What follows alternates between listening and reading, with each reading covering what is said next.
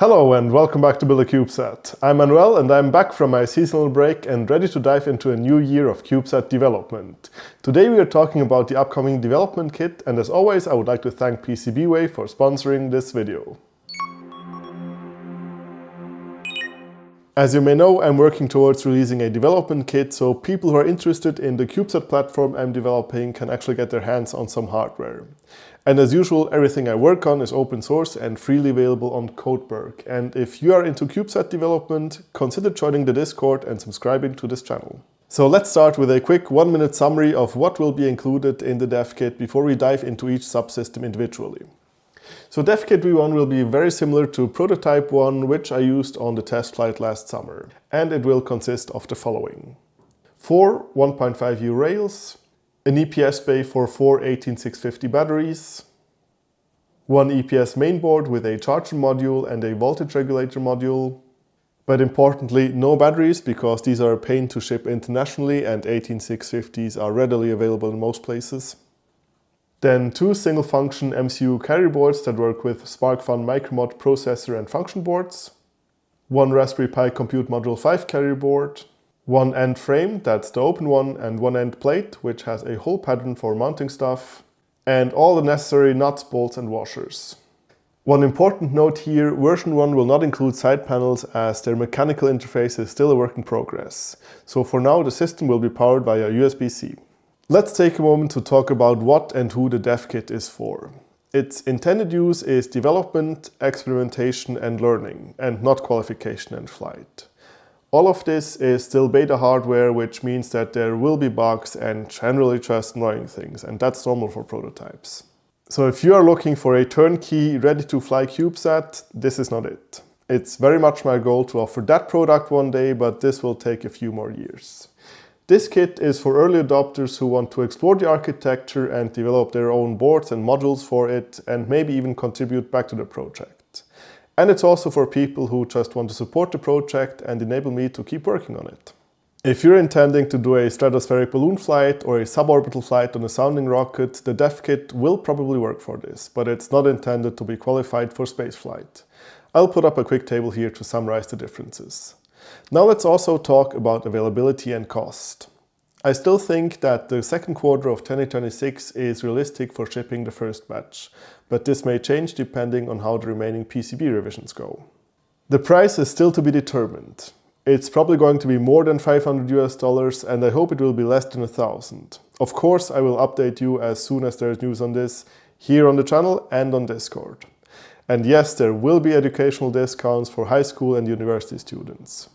So if you're interested in getting a development kit when they become available, you can sign up here to get notified. And huge thanks to all of you who have already done this, as it really helps me gauge interest in these things and just plan a bit better.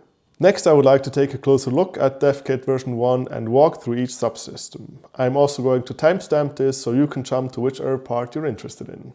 Let's start with the structure. The core of the whole structure is the EPS bay, which is sized to house 4 18650 batteries by holding them in these EPS bay inserts. Then on top of the battery pack we add the EPS mainboard with its modules, which we'll talk about in the next chapter, and we bolt everything down. I haven't included the bolts in this model, but obviously all the needed fasteners come with the kit.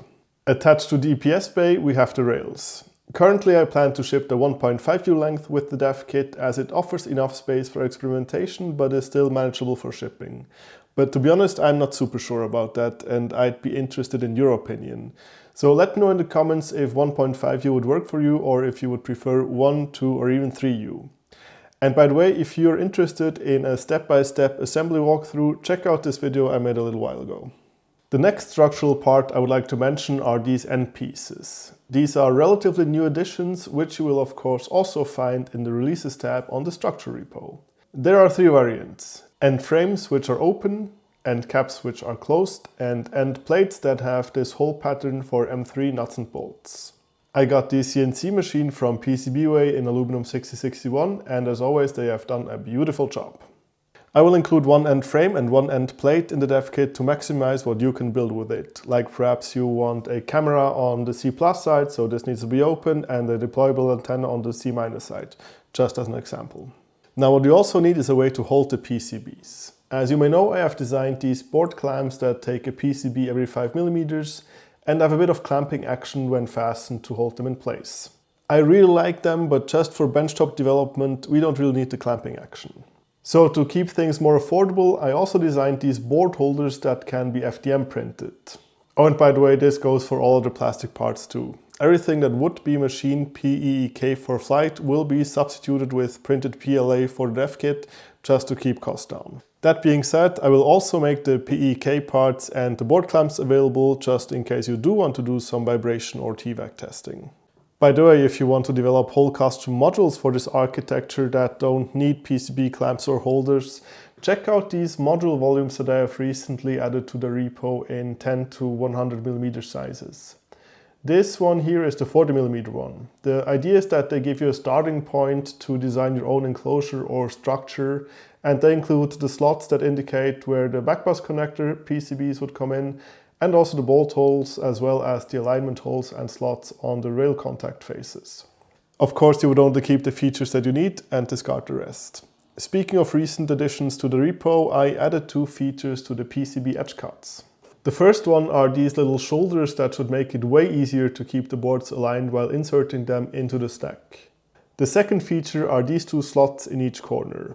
These are intended for securing a small wire harness or an RF coax line, as there's a little void here even after adding the side panels, which we can make use of. Sorry to interrupt, but this video is turning out a bit longer than I expected, so I'm going to split it here.